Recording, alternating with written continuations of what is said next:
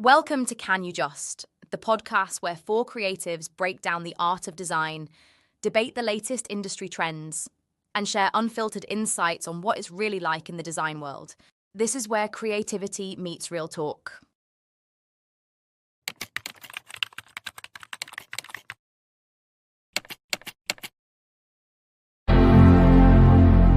So today we're going to be chatting about inspiration. Where do we find it and how do we get it? So I thought I would start because earlier today I saw a LinkedIn post saying that apparently 92% of ideas come out of daydreaming. So it was all about stop the scroll, don't go on socials, don't go on anything internet based, and just... And you saw that on social media? And I saw that on social media. Well, it said stop scrolling. It said stop scrolling, and then the fact. So I guess the idea is don't look at your screen, just daydream and see where your ideas take you, or go for a walk, or go for have a nap today. Yeah. How was that walk? Was it productive? Yeah, very good. You come back full of great ideas. Yeah. I used to daydream when first starting freelance, and I just get nightmares. But in your daydreams, business failing, sleeping, business failing, yeah. Is this the worst mistake I've ever? Yeah. Worst decision I've ever made. Yeah. No, I think. Is it daydreaming, or when you say daydreaming, do you mean like when you just lose thought, or do you mean when you actually fall asleep?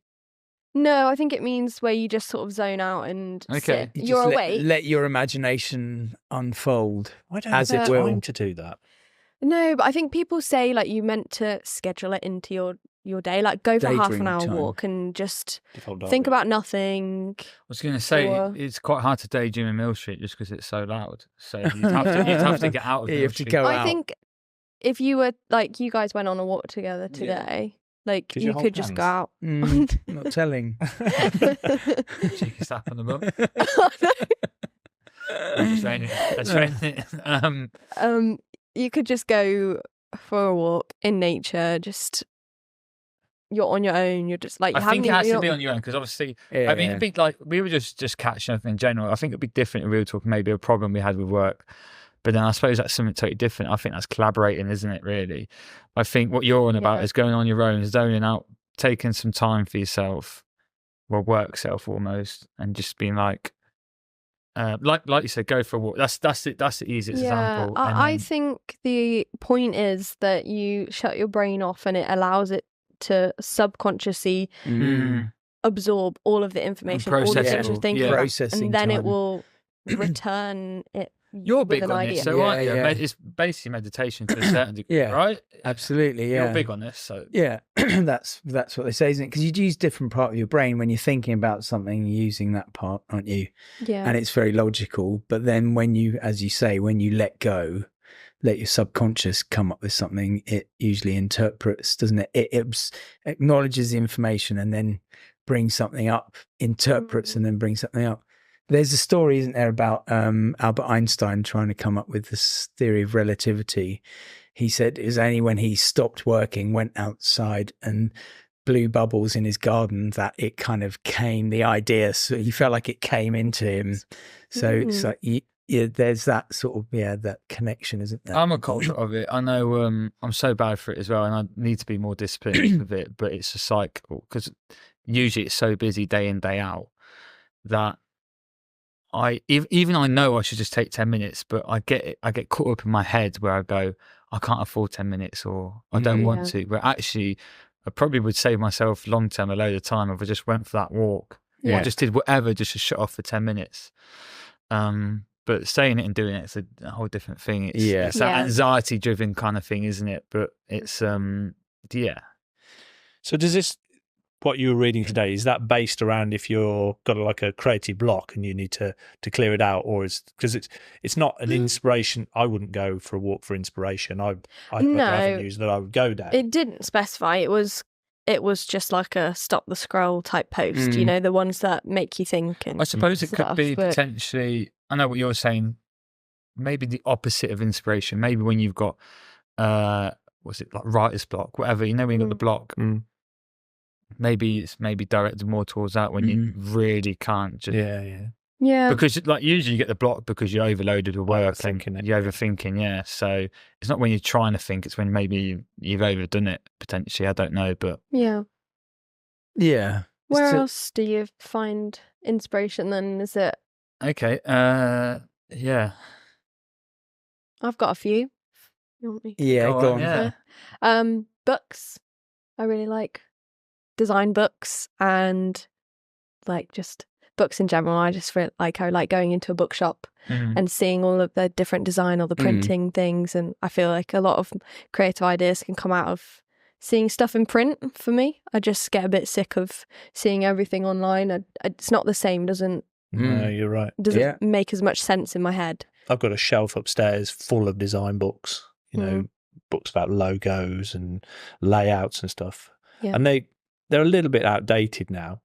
I had a look through one the other day and I thought, yeah, some of these are still relevant, but there's something nice about thumbing through a magazine or I'll pick up a magazine. So I subscribe to Top Gear magazine, and yes, I'm looking at the cars, rarely read it, but I'm more looking at the layout and thinking, oh, that's a nice layout. I could use that. So I definitely pick it up. I think you absorb it. Designers kind of soak in inspiration just by walking around everyday life. Go to the supermarket. I've always got an eye on packaging. That's a nice packaging. That piece of for a tea or a coffee pot or whatever. And they go in, and I photograph them as well. My phone's full of packaging pictures of pictures on the supermarket. My other half thinks I'm crazy. I'm constantly taking pictures of bits of packaging and think, oh, that's nice. Even at the airport, and just all the time. And it goes in your head, but it's nice to have it as a reference as well. Yeah. But one day you'll be doing something and then you go, oh, wait, I feel like I saw something at Costco or something, and you go through your phone and you find the picture. Have you got a system then of kind of logging all your... No. I think it's just in my brain, isn't it? What I do is I don't read, because I don't read, I can't read because I'm dyslexic, but what I'm more like what you mentioned, more real life. So if I go into a certain store or go into a certain place, or it could be a park or something, I just take just random pictures of stuff. And if I'm with my mates, like, why are you taking a picture of that? I'm just like, never mind. And I just in case one day I get a project coming. Yeah. And I'm like, resource. I've had it. I have had it when I've had like, oh my god, that thing 2 years ago, I took a picture in the park or in the store, and you use it as inspiration for. It's all resource, isn't it? Yeah. I think the difficult part is just remembering where to log it so that it can bring it up some other time. I think your camera roll is the best. Yeah. Put a separate album for inspirational typography or whatever it is. Your phone has become such an amazing resource to just be able to go, oh, that's good. Yeah. Click. That was never there. I mean, when I started. When we started, it wasn't there, and we would literally go to the library. Yeah, that was how it used to be. You go, right, here's your project. What are you going to do? Right, off to the library then, and off you'd go, and you spend half a day at the library photocopying certain pages, making scrapbook. Did you have scrapbooks? Yeah. You used to have scrapbooks. You just cut stuff out, and stick it in. Can you believe it? I did this in my third year of uni. Like scrapbooking. I was my tutor told me like, collect everything, like collect pieces of packaging, collect paper that you like, and just make a sketchbook of things that you've collected or like taken from books and stuff like that. So I have scrapbook, wow. And sometimes I go back through it and I just go, oh, I love this paper. That's true, because on a phone, the phone has become the digital scrapbook. But things like textures and stuff, so when I was a younger designer, it was all about the paper choice and stuff like that, and we would have a wall full of paper samples. I mean, thousands and thousands of samples, great big books with maybe 200, 100 different types of paper, marbled paper, textured paper. That doesn't come out on a phone. You need that tactile thing. Yeah. And nobody specs that anymore. When was the last time you ever picked up a magazine that wasn't just printed on a basic, silk stock?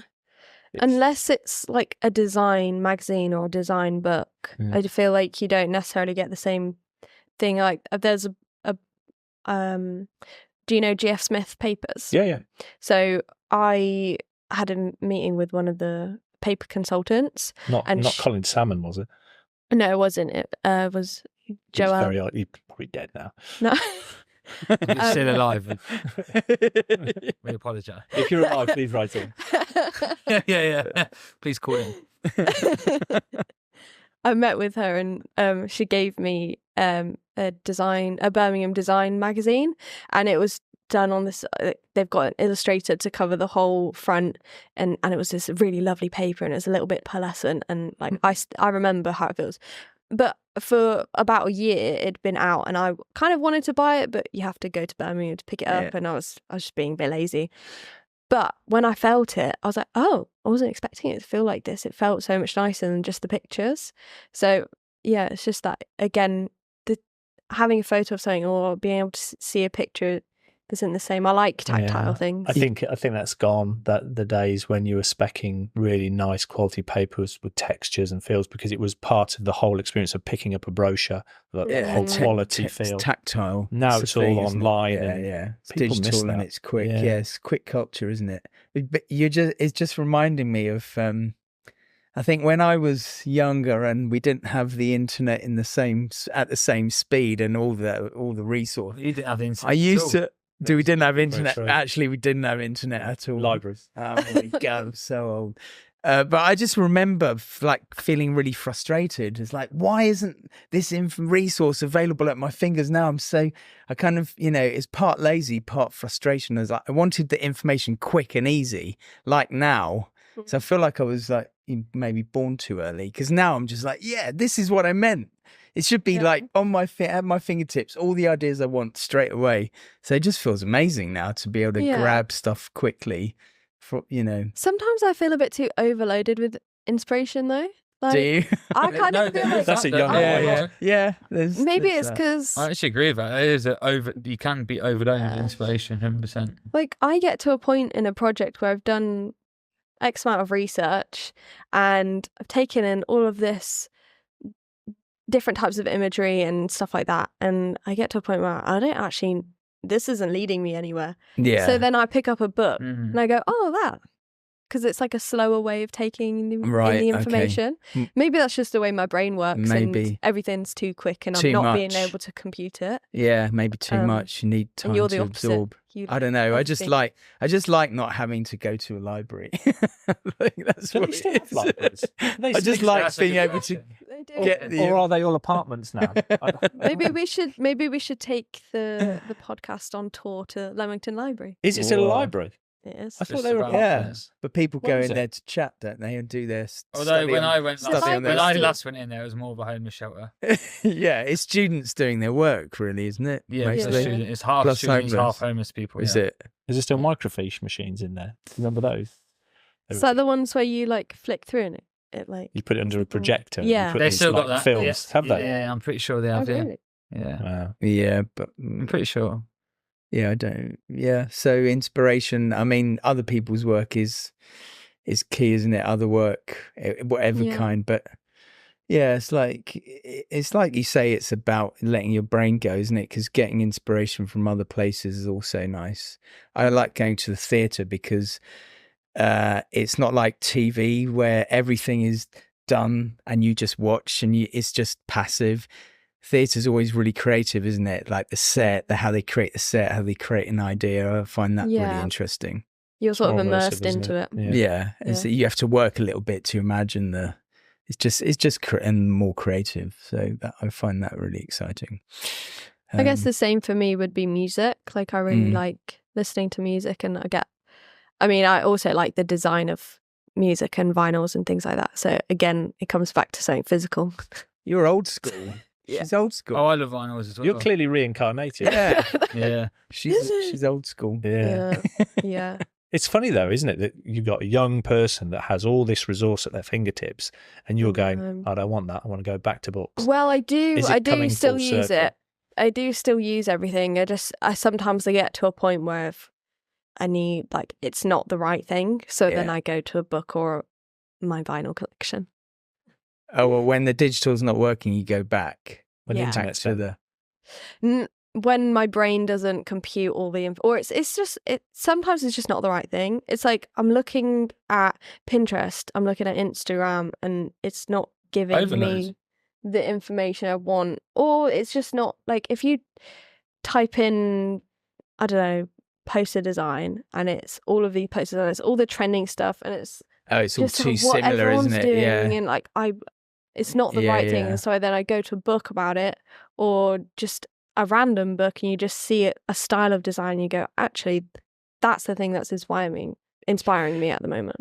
Yeah, and the other interesting thing is, and wouldn't have thought I'd be saying this, but remembering going to art college and having all those art history lessons and sort of being half interested, it's all there, isn't it? It's all sort of in the back of your head, and it comes up now every now and again, and I find that really useful. Just having had that education. I don't find that I've got the capacity in my head anymore. I kind of say that my head's like a hard drive, and it's full. There's nothing. There's no space left in my head anymore. You need to do it. So I need to. So what I do is I forget things, usually quite important things, like I should have picked the shopping up or to feed the cats and stuff like that, in order to put something in there that's new and I need for work. And I genuinely do. I need an external drive. I need to be able to plug into one of these little things. And then I've got more capacity. Do you think your version, actually, it's quite interesting. Do you think your version of that, though, is actually hiring people? So your external hair drive. Yeah, external hard drives. So it's like, not to compare tying money to hard drive.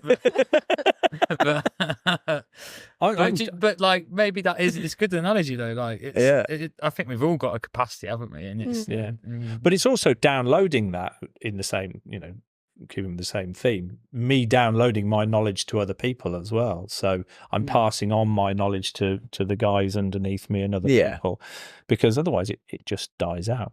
A joke, that I've forgotten what a lot of young designers, more than they currently know, and I've forgotten so much. It's weird. It's really weird. But young designers, like working a bit with Katie, I find it amazing. My daughter's into it as well.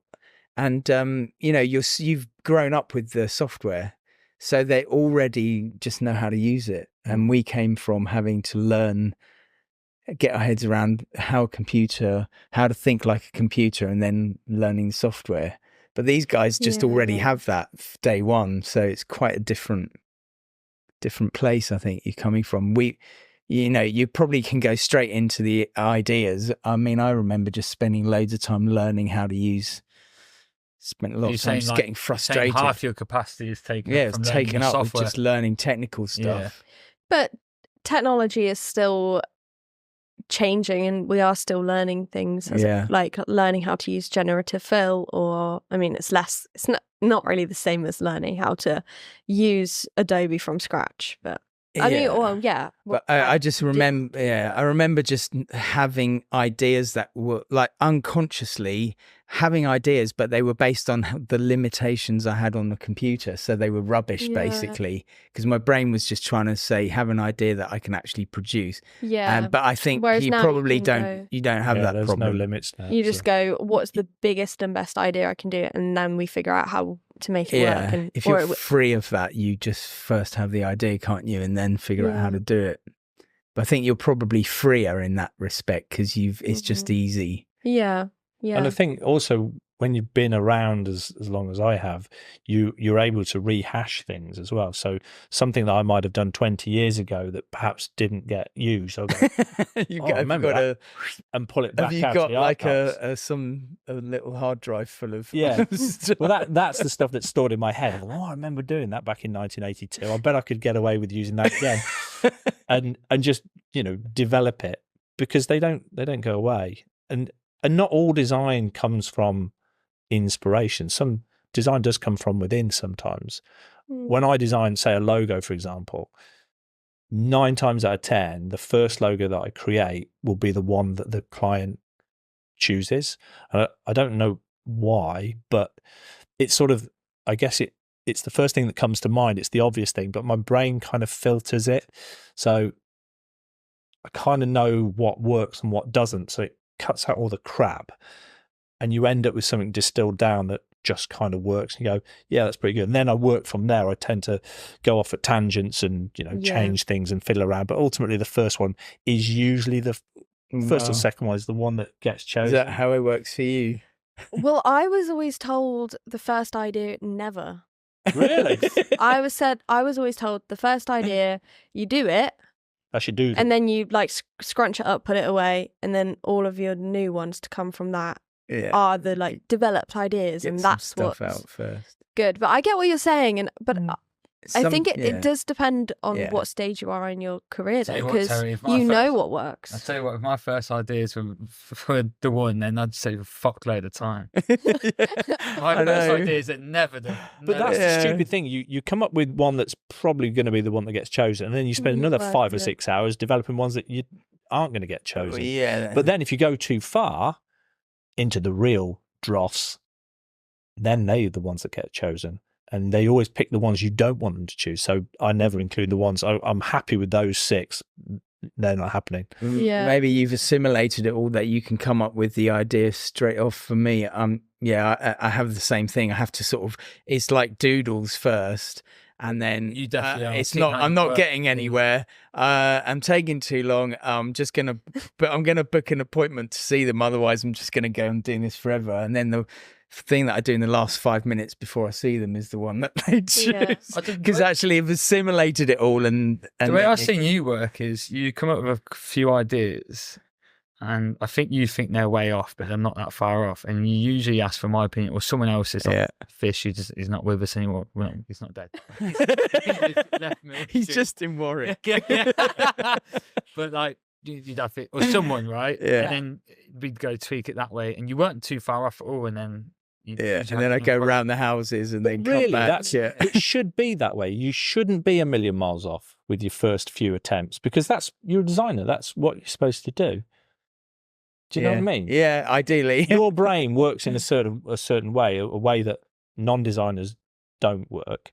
So you should be able to process the brief and come out with something that's pretty much there or thereabouts with the experience that you've got. Set yourself a limit. I think that's the way I work. No one. Is it Paul Rand said something about like designers spend too much time just pushing things around on a piece of paper. They don't actually think about it. So maybe, sort of don't put pen to paper until you've actually thought about it carefully. Do you still sketch? Yeah. Do you sketch your ideas? Or do you do it on... Yeah. I think, again, that's another important thing. Like, Sketching. Getting your ideas out on paper before going straight to the screen. It's kind of what you were talking about, but slightly different in terms of like, I think new designers, if you go straight to a screen, you kind of are looking at the tools you've got and you're figuring out how to make something with the tools you've got. Whereas actually, if you come to paper, you'll just think about your ideas and what you can make work. And I feel like you are a little bit less boxed in.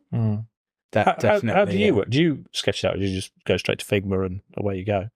I used to, and I miss it, but I caught in the trap of just dishing out projects.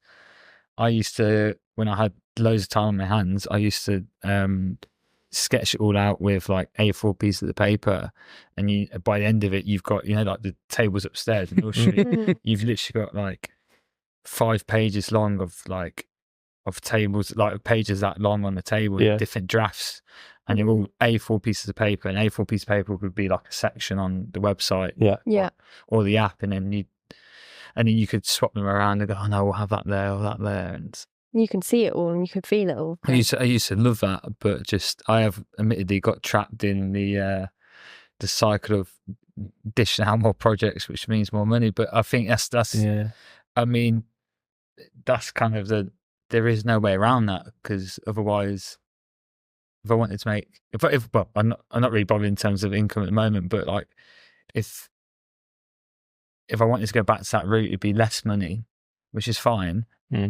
But then it'd be more authentic. But then, is that what the client wants? Or could you charge more because it's a longer process and it's a bit more tailored and it's handmade? I could, but I just wouldn't tell them that I'm drawing. Artisan web design. Yeah, I wouldn't my You get the paper. I think that's half the problem, though, isn't it? Like, if I told a client, I'm going to charge you more because I want to sketch it out, they wouldn't get it. Like, no, but it takes longer. Give me the cheap one. Would you think the outcome of those sketched out ones is more thought through and better than the ones? Does it help the process? I guess if it helps the process, because now like wireframing and all that is automatic almost, isn't it? Yeah. So I think I prefer the process of sketching it out, but if I wasn't biased about it, I don't think it helps it. No. Yeah, I mean, web design's a different animal as well, isn't it? It's quite a different animal. Like amazing now. It's ridiculous. Yeah, and you can have AI create wireframes. It's a different animal, though, isn't it? It's all about structure and information, and it's quite, I mean, there are very creative sites as well, aren't there? A lot of very creative things, but a lot of it is very technical. That's the thing with web design, isn't it? There's technical requirements. In the design of it, it's very technical. Well, then also, I think the difference with like drawing it out and then Figma is that you've got transitions in Figma, and is that what you're on about, like the technical? No, I'm just thinking. I'm just thinking like in terms of creativity. If you're creating a website, there's a lot of restraints because there's so much technical things involved. If you're creating a logo design, you might, it's a bit more of a creative, conceptual idea. Yeah. But with web design, you've got a lot of design restraints. It's got to do a lot of things before you even start, hasn't it? So yeah, but I never felt that stopped the sketching process. Right. I also think part of it is, especially the website world, is that it just moves on.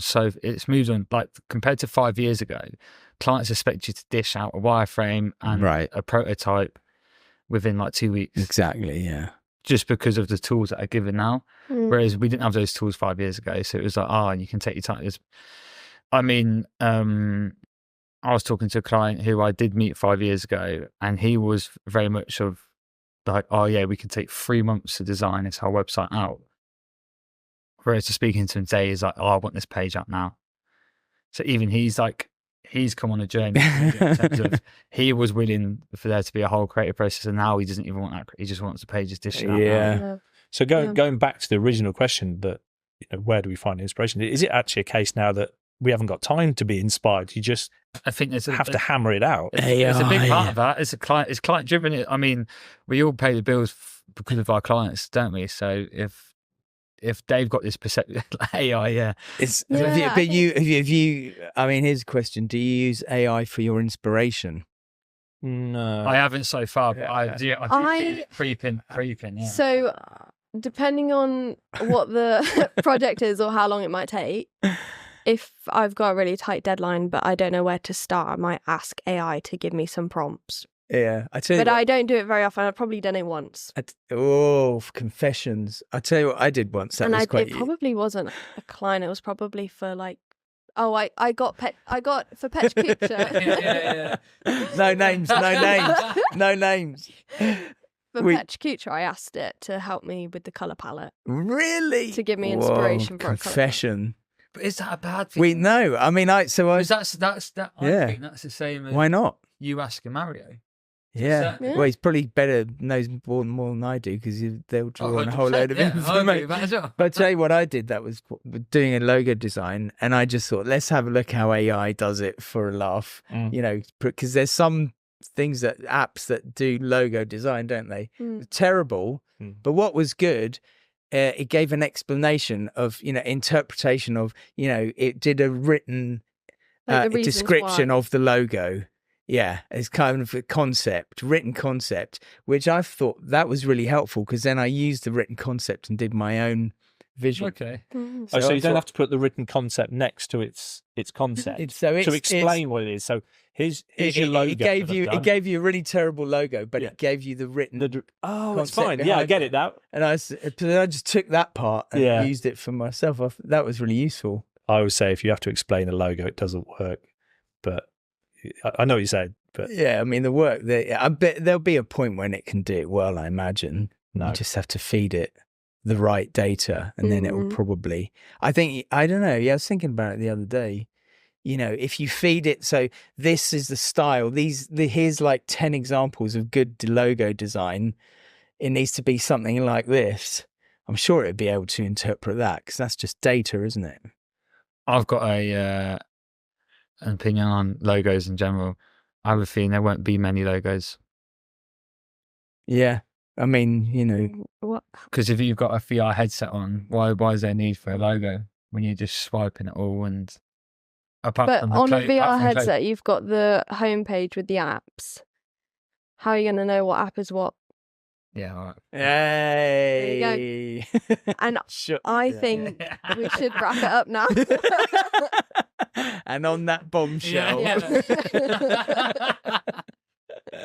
In a room with 3 people who design logos. No, I think it's time to wrap it up now anyway. Yeah, we've gone on for a while with that one, haven't we? So where do you find inspiration? From anywhere? From the world? Everywhere. Everywhere and anywhere. Anywhere you can. Everywhere, yeah. Yeah. And everyone's different as well. Everyone's going to find 100%. inspiration from different things. You find it from beer, don't you? I can see. Yeah, 100%. Imagination. Yeah, that's a good point you made at the beginning, that, daydreaming, it's imagination, isn't it? Because I studied acting, and that was part of what they explained is, you have to let your imagination unfold and let it go, give yourself freedom to let it go somewhere, and sometimes if you want to create sort of emotion for yourself, you allow it to go in that dark place or that happy place, wherever it is.